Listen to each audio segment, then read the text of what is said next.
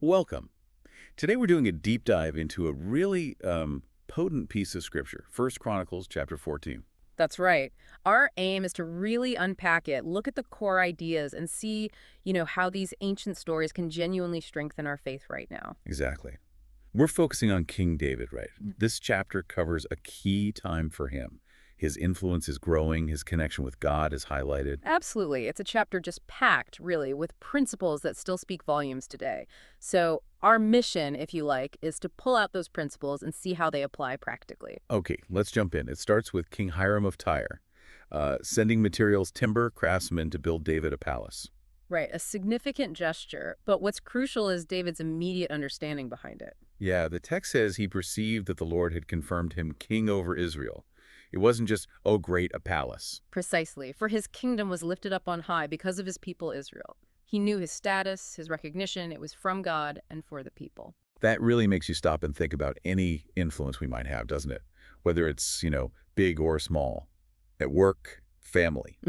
It reframes it completely. It suggests that influence or leadership isn't just something we earn entirely on our own. It's more like a trust. A responsibility, sort of? Yes, a stewardship. And the immediate question becomes, how are you using that influence? Is it directed towards serving others? Like David understood his kingship was for Israel.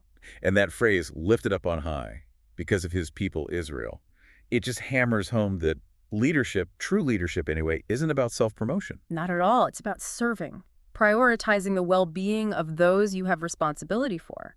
It's a powerful model. So when you think about your own areas of influence, are you operating from that mindset? Are you focused on lifting others up? It's a challenging question for all of us, I think. Okay, so then things shift a bit. David's anointed king over all Israel, and suddenly the Philistines show up. Twice, yeah. They hear he's king over everyone, and they decide to come looking for him.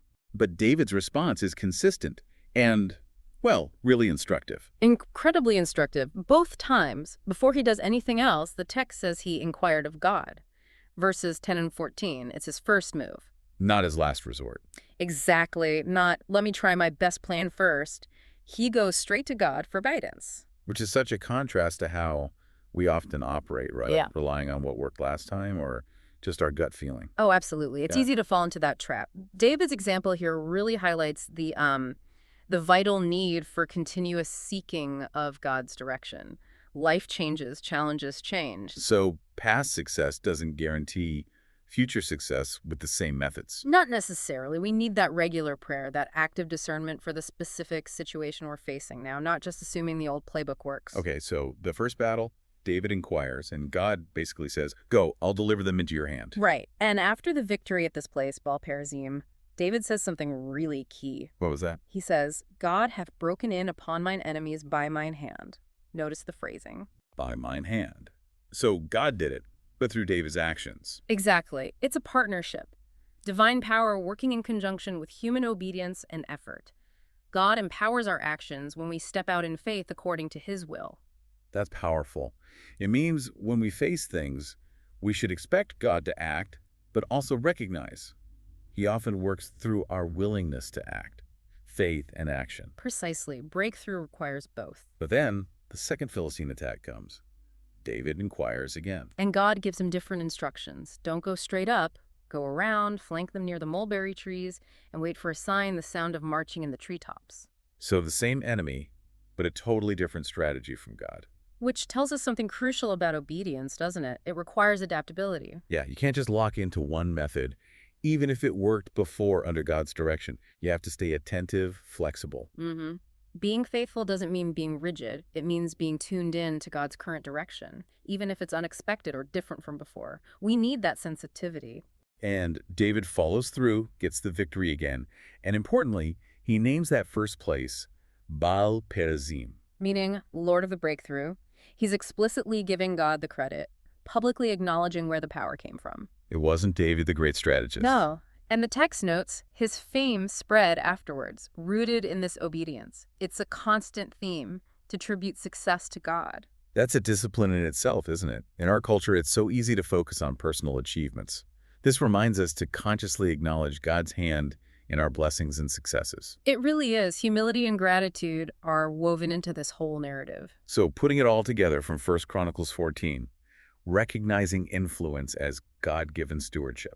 Leading a service, not for glory. The absolute necessity of seeking God's guidance consistently. Understanding that breakthroughs often involve our partnership with God, both faith and action. Being adaptable and attentive within that obedience. And always, always giving the credit back to God. These aren't just historical points about David. They feel incredibly relevant for strengthening our own faith right here, right now. Absolutely. They show us a God who's actively involved, who guides, who empowers, who works with those who seek him. Applying these principles can build such a deeper trust in his provision and direction in our own lives. So the key takeaway seems clear. This chapter offers timeless wisdom. Relying on God in our leadership, our decisions, our challenges, that's the path to living with faith and real purpose. Definitely. And perhaps a final thought for you to consider this week.